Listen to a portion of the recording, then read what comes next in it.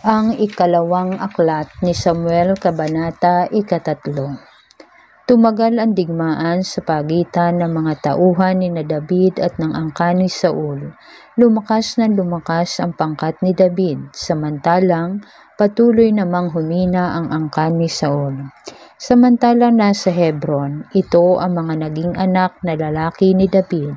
Ang panganay ay si Amnon, na anak niya kay Ahinoam. Si Keliab ang sumunod na anak naman niya kay Abigail, ang balo ni Nabal. Ang ikatlo'y si Absalom, na anak kay Maaka, na anak ni Talmai na hari sa Gesor.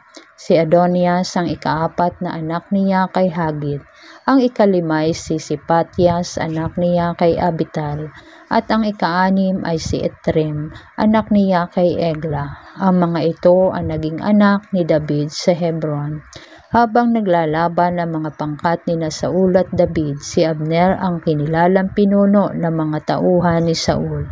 Minsay pinagsabihan ni Isboset si Abner, "Bakit mo sinipingan si Respa, ang anak ni Aya, ang asawang lingkod ng aking ama?"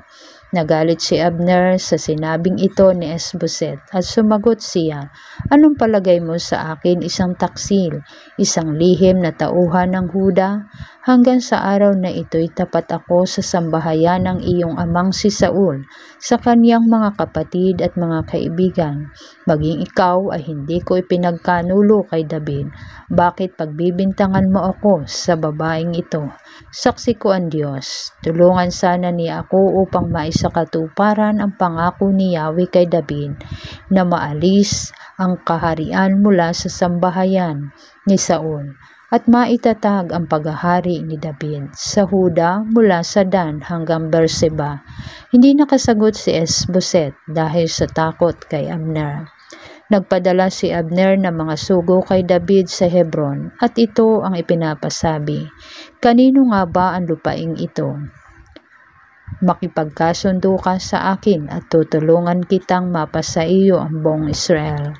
"Mabuti," tugon ni David, "papayag ako sa isang kondisyon.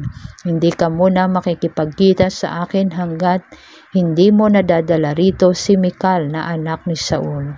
Samantala, nagpadala rin si David ng mga sugo kay Isboset, at ito naman ang ipinasabi, "Dalhin mo sa akin si Mikal, ang napangasawa ko, bilang kapalit ng 100 balat ng pinagtulian ng mga Pilisteo." Kaya't pinahiwalay ni Isboset si Mikal sa asawa nito, kay Paltiel na anak ni Lais. Sumama si Paltiel hanggang Bahurim, at habang daay umiiyak. Ngunit ang lalaki pinabalik ni Abner, at hindi ito nakatutol. Nilapitan ni Abner ang pinuno ng Israel at sinabi, "Matagal nang hinahangad ninyong maging hari si David. Dumating na ang panahon upang matupad iyan. Ganito ang sinabi ni Yahweh tungkol sa kanya: Sa pamamagitan ni David, ililigtas ko ang bansang Israel mula sa kamay ng mga Pilisteo at sa iba pa nilang mga kaaway." Kinausap din ni Abner ang lipi ni Benjamin. Pagkatapos, nagpunta siya sa Hebron at sinabi kay David ang pinagkasunduan ng mga Israelita at ng lipi ni Benjamin.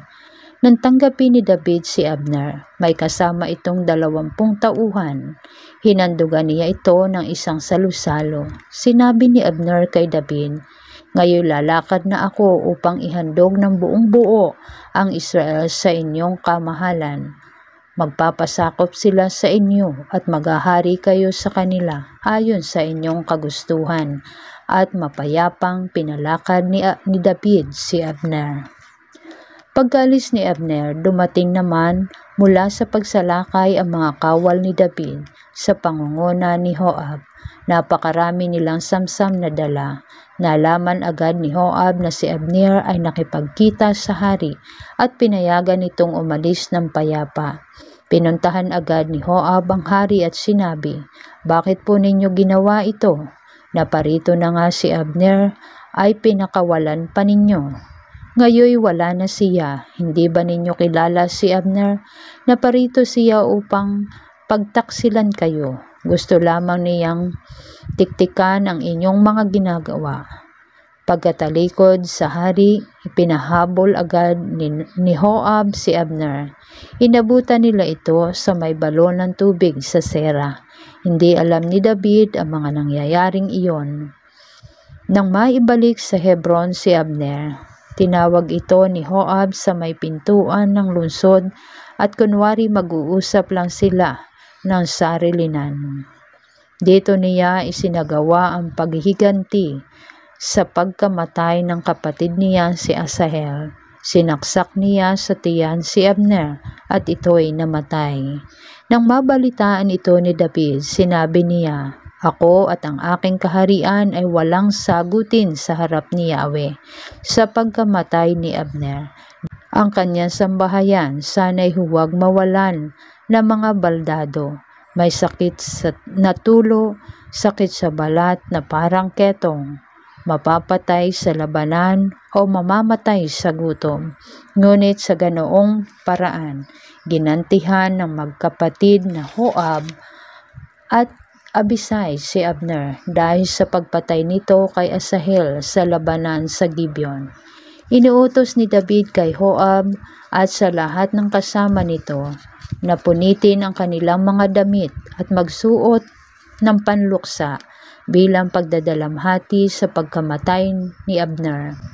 Pati ang Haring David ay nakilibing din nang si Abner ay ilibing sa Hebron. Umiyak na malakas ang hari at ang mga taong bayan.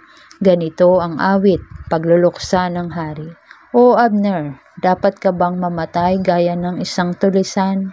Ikaw naman ay malayat walang gapo sa mga kamay. Mga paa mo na may hindi natatanikalaan, ngunit ikaw ay namatay sa kamay ng mga tampalasan." Pagkarinig nito'y muling tumangis sa mga tao.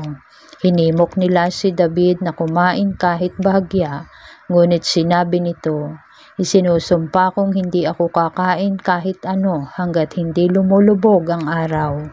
Ang mga ito'y sumang-ayon sa nakita nilang ginawa ni David, sapagkat ito'y nakalugod sa kanila tulad ng iba pang ginawa ng hari.